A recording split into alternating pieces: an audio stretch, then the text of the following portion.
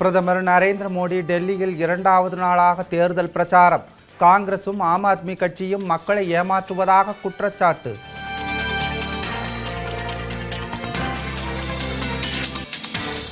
பிரதமர் மோடி மே மாதம் சீனா செல்கிறார். சீனாவில் செய்தியாளர்களிடம் பேசிய மத்திய அமைச்சர் சுஷ்மா ஸ்வராஜ் தகவல்.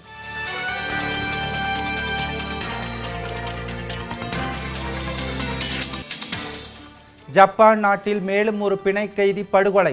ISIS பயங்கரவாதிகள் அட்டூழியம்.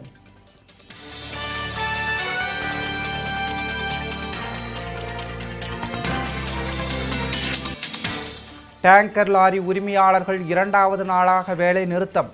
எரிவாயு சிலிண்டர் விநியோகம் கடுமையாக பாதிப்பு.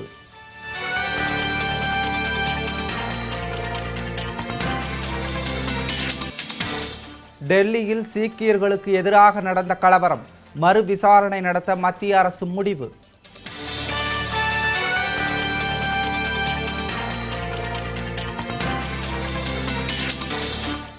ஆஸ்திரேலிய ஓபன் டென்னிஸ் கலப்பு இரட்டையர் போட்டியில் லியாண்டர் பயஸ் ஹிங்கிஸ் ஜோடி சாம்பியன் பட்டம் வென்றது.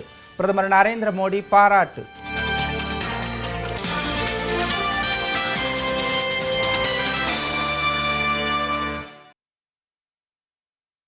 செய்திகள் வாசிப்பது பத்மினி பிரகாஷ். இனி விரிவான செய்திகளை காணலாம்.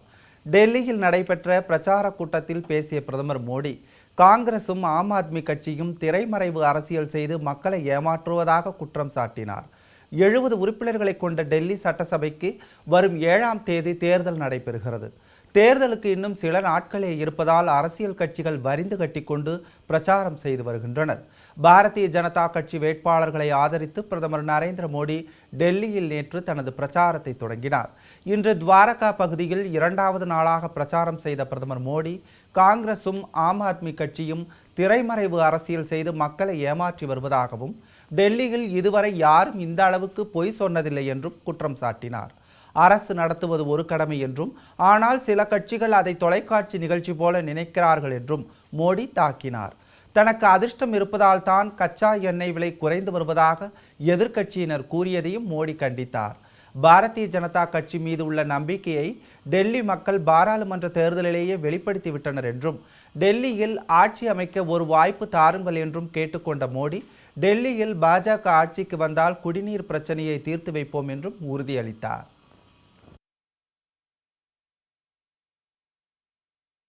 பிரதமர் நரேந்திர மோடி மே மாதத்தில் சீனாவுக்கு செல்வார் என்று அமைச்சர் சுஷ்மா ஸ்வராஜ் தெரிவித்துள்ளார். இந்திய வெளியுறவுத்துறை அமைச்சரான சுஷ்மா ஸ்வராஜ் 4 நாள் பயணமாக சீனா சென்றுள்ளார்.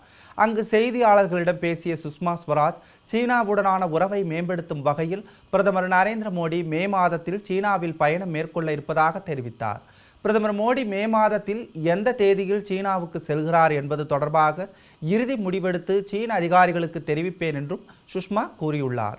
திபெத்தில் உள்ள கைலாஷ் மானசரோவர் யாத்திரைக்கான 2வது வழியை திறப்பதற்கான இறுதி ஏற்பாடுகள் குறித்து சீன அரசுடன் பேச்சுவார்த்தை நடத்தப் போவதாகவும், இந்த வழி திறக்கப்பட்டால் புனித யாத்ரீகர்களுக்கு நல்ல வசதியாக இருக்கும் என்றும் சுஷ்மா ஸ்வராஜ் தெரிவித்துள்ளார். பிணை கைதியாக பிடித்து வைத்திருந்த ஜப்பான் நாட்டு பத்திரிகையாளர் ஒருவரையும் படுகொலை செய்து ISIS பயங்கரவாதிகள் அட்டூழியம் செய்துள்ளனர். ISIS தீவிரவாதிகளிடம் பிணை கைதியாக இருந்த ஜப்பானியர்களில் ஒருவர் கடந்த சில தினங்களுக்கு முன் தலை துண்டிக்கப்பட்டு படுகொலை செய்யப்பட்டார். மேலும் ஜப்பானைச் சேர்ந்த பத்திரிகையாளர் கெஞ்சி கோடா என்பவரையும், ஜோர்டானைச் சேர்ந்த விமானி ஒருவரையும் தீவிரவாதிகள் பிணை கைதிகளாக பிடித்து வைத்திருந்தனர். இவர்களை உயிருடன் விடுவிக்க ஜோர்டான் சிறையில் மரண தண்டனை கைதியாக இருக்கும் பெண் தீவிரவாதி சஜிதா அல் ரிஷாவியை விடுதலை செய்ய வேண்டும் என ISIS தீவிரவாதிகள் கெடு விதித்திருந்தனர். இதைத் தொடர்ந்து ஜப்பான் மற்றும் ஜோர்டான் அரசுகள் பயங்கரவாதி ரிஷியாவின் விடுதலைக்கான ஏற்பாடுகளை செய்து வந்தன. இந்நிலையில் தீவிரவாதிகளின் கெடு முடிந்து 2 நாட்கள் ஆனதை அடுத்து ஜப்பான் நாட்டு பத்திரிகையாளர் கெஞ்சியை ISIS தீவிரவாதிகள் படுகொலை செய்துள்ளனர்.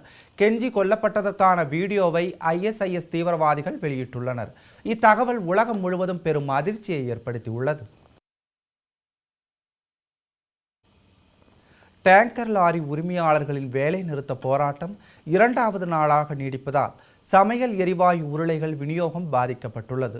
இந்தியன் ஆயில் நிறுவனத்தின் எரிவாயு நிரப்பும் ஆலையில் இருந்து ஆந்திரா, கர்நாடகா, கேரளா, புதுச்சேரி மற்றும் தமிழகம் முழுவதும் உள்ள அதன் துணை நிறுவனங்களுக்கு கொண்டு செல்லும் பணியில் ஒப்பந்த அடிப்படையில் 3000க்கும் மேற்பட்ட டேங்கர் லாரிகள் ஈடுபட்டு வருகின்றன. இந்த ஒப்பந்தப்படி 3 ஆண்டுகளுக்கு ஒரு முறை டேங்கர் லாரிகளுக்கான வாடகையை உயர்த்தி தர வேண்டும்.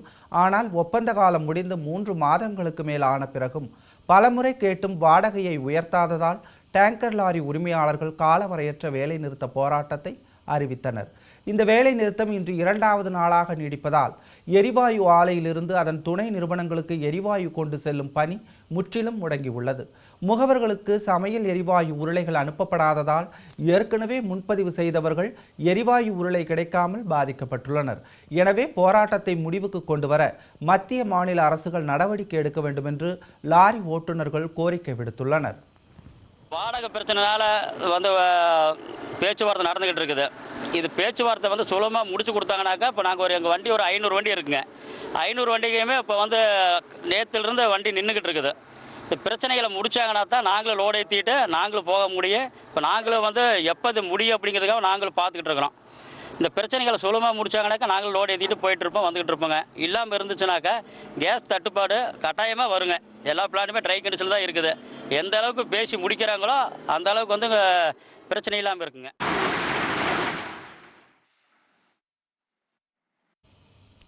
டெல்லியில் கடந்த 1984ஆம் ஆண்டு நடைபெற்ற கலவரம் தொடர்பாக மறு விசாரணை நடத்த மத்திய அரசு முடிவு செய்துள்ளது. இதனால் காங்கிரஸ் கட்சிக்கு புதிய நெருக்கடி ஏற்பட்டுள்ளது. கடந்த 1984ஆம் ஆண்டு அப்போதைய பிரதமர் இந்திரா காந்தி சீக்கிய பாதுகாவலர்களால் சுட்டுக் கொல்லப்பட்டார்.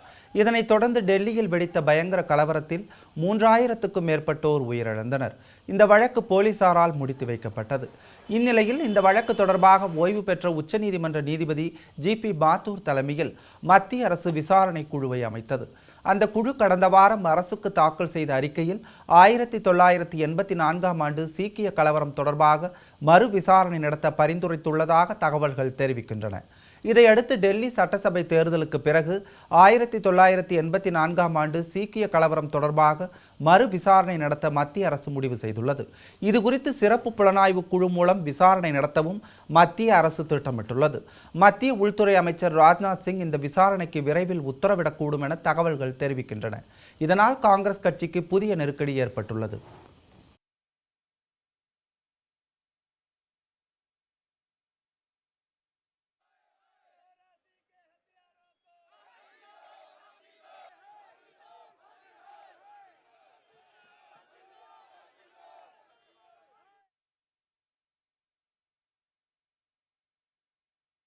கடந்த ஒரு மாதத்தில் காஷ்மீர் எல்லையில் தீவிரவாதிகள் 11 முறை ஊடுருவல் முயற்சிகளில் ஈடுபட்டதாகவும் அவற்றை இந்திய ராணுவம் முறியடித்துள்ளதாகவும் ஜம்மு பகுதி உயர் ராணுவ அதிகாரி தெரிவித்துள்ளார். காஷ்மீர் எல்லையில் கடந்த 15 நாட்களில் மட்டும் தீவிரவாதிகள் 8 முறை ஊடுருவல் முயற்சியில் ஈடுபட்டதாக அவர் கூறினார். கடந்த ஒரு மாதத்தில் இதுபோல மொத்தம் 11 ஊடுருவல் முயற்சிகள் நடந்துள்ளதாக தெரிவித்த அவர், அந்த முயற்சிகள் அனைத்தும் இந்திய இராணுவத்தினரின் அதிரடி நடவடிக்கையால் முறியடிக்கப்பட்டுள்ளன என கூறினார். இந்த 11 ஊடுருவல் முயற்சிகள் ஒவ்வொன்றிலும் லஷ்கர்-இ-தொய்பா அமைப்பைச் சேர்ந்த 6 முதல் 8 தீவிரவாதிகள் ஈடுபட்டதாக அவர் குறிப்பிட்டார். காஷ்மீர் எல்லையில் தீவிரவாதிகளின் ஊடுருவலுக்கு ஆதரவாக பாகிஸ்தான் இராணுவத்தினர் ஆர்எஸ்புரா மற்றும் ஆர்னியா பகுதிகளில் குண்டுவீசி தாக்குதலில் ஈடுபட்டதாகவும் அவர் கூறினார்.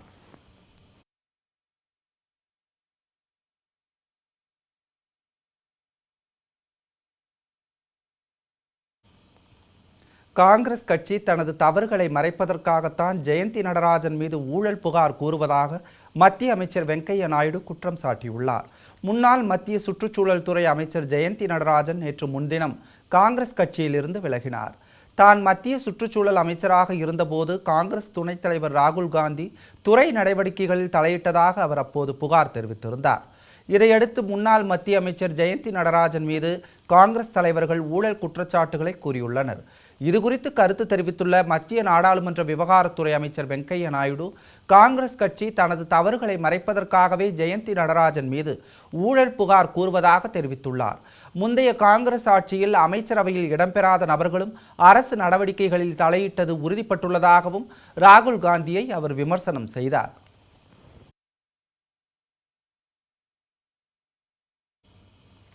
ராஜஸ்தான் மாநில முன்னாள் முதலமைச்சர் அசோக் கெலாட் பன்றிக் காய்ச்சலால் அவதிப்பட்டு வருவதாக தெரிவிக்கப்பட்டுள்ளது. காங்கிரஸ் கட்சியைச் சேர்ந்தவரான அசோக் கெலாட் டெல்லி சட்டசபை தேர்தலில் பிரச்சாரம் செய்வதற்காக சென்றிருந்த போது அவருக்கு பன்றிக் காய்ச்சல் தொற்றிக்கொண்டதாக அவரது சிறப்பு செயலாளர் தெரிவித்துள்ளார். அசோக் கெலாட்டிற்கு பன்றிக் காய்ச்சல் இருப்பதை உறுதி செய்துள்ள மருத்துவர்கள் அவருக்கு தீவிர சிகிச்சை அளித்து வருகின்றனர். தனக்கு பன்றிக் காய்ச்சல் இருப்பதை ட்விட்டர் இணையதளத்தில் தெரிவித்துள்ள அசோக் கெலாட் தற்போது தனது உடல்நிலையில் முன்னேற்றம் ஏற்பட்டுள்ளதாகவும் தொண்டர்கள் யாரும் அச்சப்பட தேவையில்லை என்றும் தெரிவித்துள்ளார். ராஜஸ்தான் மாநிலத்தில் பன்றிக் காய்ச்சலுக்கு இதுவரை 28 பேர் பலியாகியுள்ளனர். பன்றிக் காய்ச்சலை கட்டுப்படுத்த தீவிர நடவடிக்கைகள் மேற்கொள்ளப்படுவதாக ராஜஸ்தான் மருத்துவ அதிகாரிகள் தெரிவித்துள்ளனர்.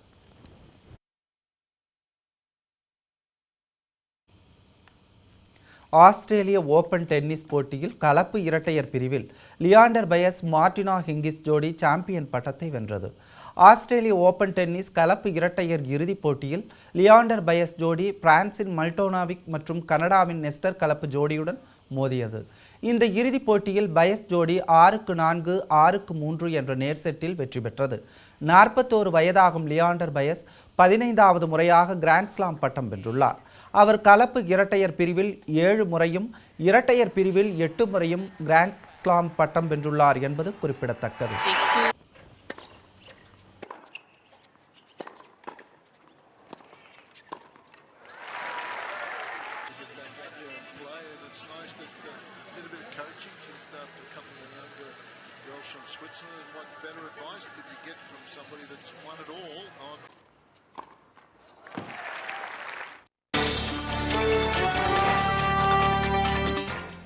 சர்வதேச தோல் பொருட்கள் கண்காட்சி சென்னையில் தொடங்கியது. வெளிநாட்டு நிறுவனங்கள் ஆர்வத்துடன் பங்கேற்பு. கரூரில் சினிமா திரையரங்கில் திருட்டு விசிடி தயாரிப்பு, மேலாளர் உட்பட 2 பேர் கைது.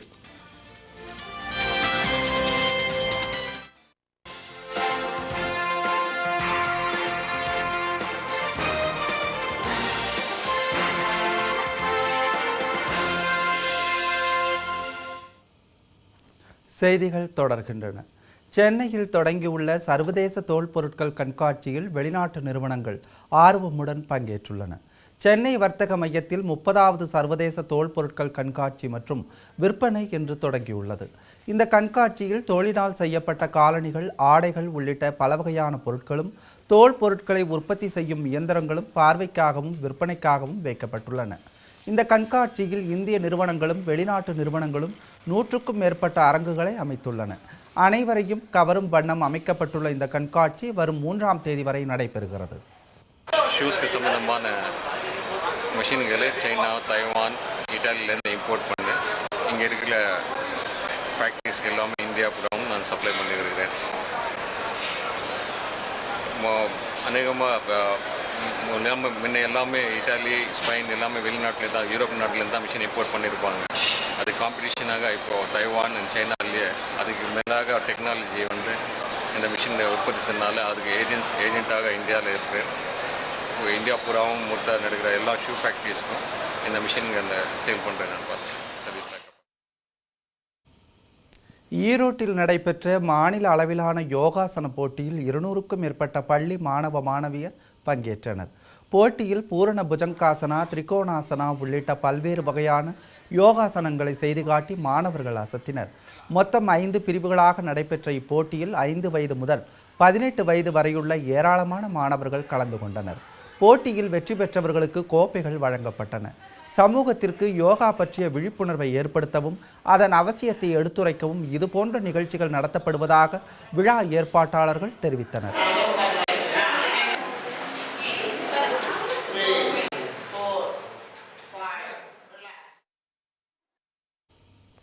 உடுமலைப்பேட்டையில் தடை செய்யப்பட்ட 700 கிலோ புகையிலை பொருட்களை உணவு பாதுகாப்புத்துறை அதிகாரிகள் பறிமுதல் செய்தனர்.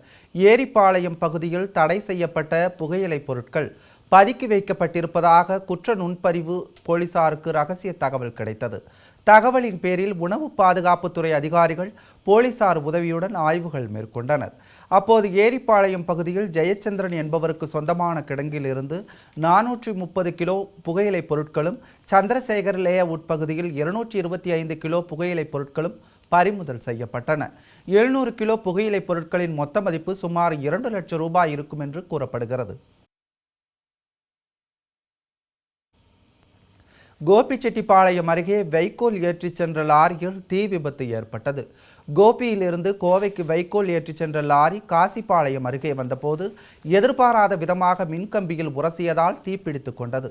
இதை பார்த்து அப்பகுதி மக்கள் கூச்சலிடவே ஓட்டுநர் கருப்புசாமி லாரியை நிறுத்தினார். இதையடுத்து லாரியில் இருந்த சுமை தூக்கும் தொழிலாளர்கள் 6 பேர் தீயை அணைக்கும் பணியில் ஈடுபட்டனர். விபத்து குறித்து தகவல் அறிந்து வந்த தீயணைப்பு வீரர்கள் 2 மணி நேரம் போராடி தீயை கட்டுக்குள் கொண்டு வந்தனர். விபத்தில் வைக்கோல் முழுவதும் எரிந்து சாம்பலானது.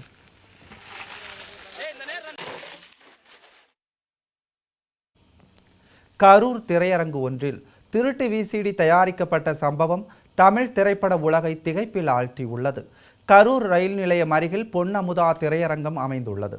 அங்கு திரையிடப்பட்ட டார்லிங் திரைப்படம் திருட்டு விசிடியாக தயாரிக்கப்பட்டதாக கூறப்படுகிறது. இது தொடர்பாக ஸ்டுடியோ கிரீன் நிறுவனத்தின் சார்பில் காவல் நிலையத்தில் புகார் அளிக்கப்பட்டது. புகாரை அடுத்து மும்பையில் உள்ள ஆய்வகம் ஒன்றில் குறுந்தகட்டை சோதனை செய்ததில் கரூர் பொன்னமுதா திரையரங்கில் பதிவு செய்தது தெரியவந்தது. இதைத் தொடர்ந்து திரையரங்கு மேலாளர் ரவிச்சந்திரன் உள்ளிட்ட 2 பேரை போலீசார் கைது செய்தனர். பின்னர் கரூர் குற்றவியல் நீதிமன்றத்தில் ஆஜர்படுத்தப்பட்டு சிறையில் அடைக்கப்பட்டனர். திருட்டு விசிடி தயாரிக்க பயன்படுத்திய உபகரணங்கள் அப்போது பறிமுதல் செய்யப்பட்டன. அதன் மதிப்பு சுமார் 30 லட்சம் ரூபாய் இருக்கும் என்று கூறப்படுகிறது. தப்பியோடிய திரையரங்கு உரிமையாளரை போலீசார் தேடி வருகின்றனர். புதுக்கோட்டை அருகே நடைபெற்ற முத்துமாரியம்மன் கோவில் குடமுழுக்கு பெருவிழாவில் லட்சக்கணக்கான பக்தர்கள் பங்கேற்று வழிபாடு நடத்தினர். ஆலங்குடியை அடுத்த கொத்தமங்கலம் கிராமத்தில் உள்ள அம்மன் ஆலயம் புதுப்பிக்கப்பட்டதை அடுத்து கும்பாபிஷேகம் தொடங்கியது. சிவாச்சாரியர்கள் மந்திரங்கள் முழங்க யாகசாலை பூஜைகள் நடைபெற்றன.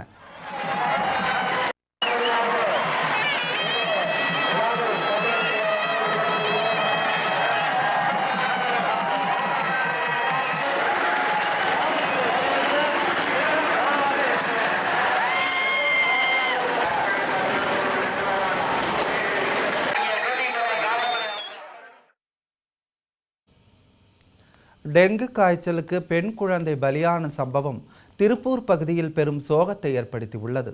வெள்ளியங்காட்டை அடுத்த மும்மூர்த்தி நகரில் வசிக்கும் செந்தில் என்பவருக்கு 3 பெண் குழந்தைகள் உள்ளனர். இதில் முதல் பெண் குழந்தை தனலட்சுமி கடந்த 3 தினங்களாக காய்ச்சலால் அவதிப்பட்டு வந்தார்.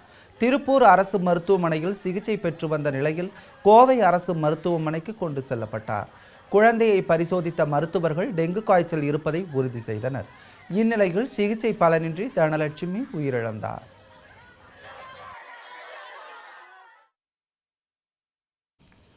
உடுமலையில் நடைபெற்ற பாத யாத்திரை செல்லும் பக்தர்களுக்கான பாதுகாப்பு விழாவில் உணவுப் பொட்டலங்கள் வழங்கி சிவப்பு ஸ்டிக்கர் ஒட்டப்பட்டது. தைப்பூசத்தை முன்னிட்டு பழனிக்கு பாத யாத்திரை செல்லும் பக்தர்கள் எண்ணிக்கை நாளுக்கு நாள் அதிகரித்து வருகிறது. இந்நிலையில் பக்தர்கள் பின்பற்ற வேண்டிய பாதுகாப்பு முறைகள் குறித்த விழா உடுமலையில் நடத்தப்பட்டது. ஊர்காவல் படையினர் மற்றும் பழனி ஆண்டவர் பக்தர் பேரவையினர் இணைந்து இந்நிகழ்ச்சிக்கான ஏற்பாடுகளை செய்திருந்தனர். அப்போது பக்தர்களுக்கு உணவுப் பொட்டலங்கள் வழங்கப்பட்டன. இதைத் தொடர்ந்து அவர்களுக்கு சிவப்பு ஸ்டிக்கர் ஒட்டப்பட்டது. இவ்விழாவில் நகரின் முக்கிய பிரமுகர்கள், காவல்துறை அதிகாரிகள் ஆகியோர் கலந்து கொண்டனர்.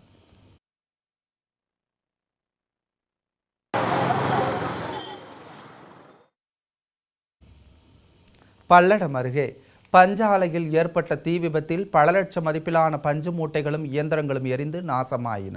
கோவையைச் சேர்ந்த ஸ்ரீனிவாசன் என்பவருக்கு சொந்தமான பஞ்சாலை பல்லடம் அருகே வெங்கடாபுரத்தில் செயல்பட்டு வருகிறது. பஞ்சு தரம் பிரிக்கும் இந்த ஆலையில் வெளிமாநிலங்களைச் சேர்ந்த 20க்கும் மேற்பட்ட தொழிலாளர்கள் வேலை பார்த்து வருகின்றனர். இன்று காலை அந்த பஞ்சாலையில் திடீரென தீப்பற்றி வேகமாக பரவியது.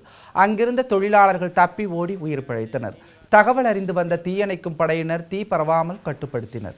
இந்த விபத்தில் பல லட்சம் ரூபாய் மதிப்புள்ள பஞ்சு மூட்டைகளும் இயந்திரங்கள் உள்ளிட்ட பொருட்களும் தீயில் எரிந்து சேதமடைந்தன. மின்சார கசிவினால் தீப்பிடித்ததா அல்லது நாசவேலை காரணமா என்று போலீசார் விசாரணை நடத்தி வருகின்றனர். செங்கம் அருகே குடும்ப தகராறில் மருமகனை மாமனாரே வெற்றி கொன்றதால் பரபரப்பு ஏற்பட்டது. செங்கம் அருகே உள்ள மேலப்புஞ்சை கிராமத்தில் வசிக்கும் ராமஜெயம் என்பவருக்கும் அவரது மனைவி பரிமளாவுக்கும் இடையே குடும்ப தகராறு இருந்தது. சம்பவத்தன்று இரவு இருவருக்கும் இடையே மீண்டும் சண்டை ஏற்பட்டதால் பரிமளாவின் தந்தை குப்பன் தனது மகள் பரிமளாவையும் 2 குழந்தைகளையும் தனது வீட்டுக்கு அழைத்து சென்று விட்டார். இதனால் ஆத்திரமடைந்த ராமஜெயம் அதிகாலையிலேயே அரிவாளை தூக்கி கொண்டு குப்பன் வீட்டுக்கு சென்று தகராறு செய்தார். அப்போது ராமஜெயம் வைத்திருந்த அரிவாளை பிடுங்கிய குப்பன் அவரை சரமாரியாக வெட்டினார். இதனால் ராமஜெயம் சம்பவ இடத்திலேயே பலியானார். தகவல் அறிந்து வந்த போலீசார் வழக்கு பதிவு செய்து குப்பனை கைது செய்தனர்.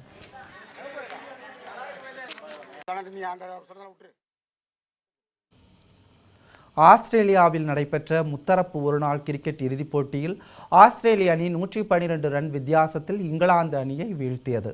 ஆஸ்திரேலியாவில் நடைபெறும் முத்தரப்பு ஒருநாள் கிரிக்கெட் போட்டியில் 15 புள்ளிகள் பெற்ற ஆஸ்திரேலிய அணியும் 9 புள்ளிகளுடன் இங்கிலாந்து அணியும் இறுதிப் போட்டிக்கு முன்னேறின.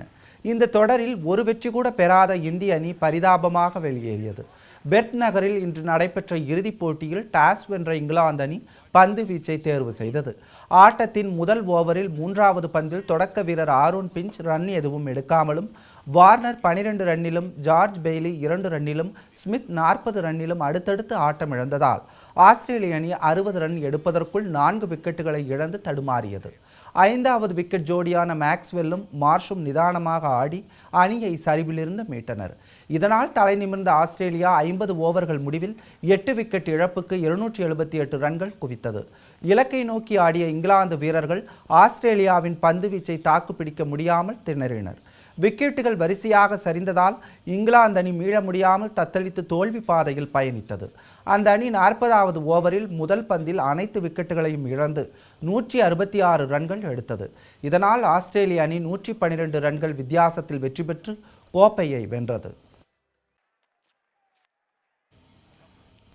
ஆஸ்திரேலிய ஓபன் டென்னிஸ் போட்டியில் ஆண்கள் ஒற்றையர் பிரிவில் செர்பியாவின் ஜோகோவிச் சாம்பியன் பட்டத்தை கைப்பற்றினார். மெல்போர்ன் நகரில் நடைபெற்ற இந்த இறுதிப் போட்டியில் செர்பிய வீரரான நோவக் ஜோகோவிச் இங்கிலாந்து நாட்டைச் சேர்ந்த ஆன்டி முராவை எதிர்கொண்டார். உலகின் நம்பர் 1 வீரரான ஜோகோவிச் அபாரமாக ஆடி ஆன்டி முரேவை 7-6, 6-7, 6-3, 6-0 என்ற செட் கணக்கில் வென்று சாம்பியன் பட்டத்தை கைப்பற்றினார். ஆஸ்திரேலிய சாம்பியன் பட்டத்தை ஜோகோவிச் கைப்பற்றுவது இது 5வது தடவை என்பது குறிப்பிடத்தக்கது.